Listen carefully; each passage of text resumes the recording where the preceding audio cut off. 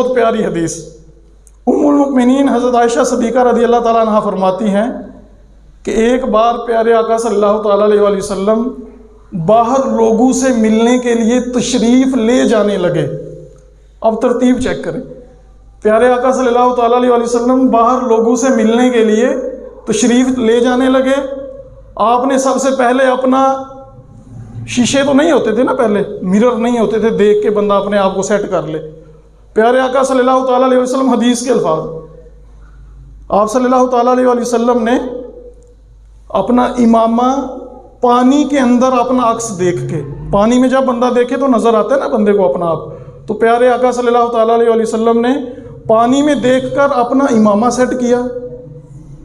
اپنی زلفیں سیٹ کی اور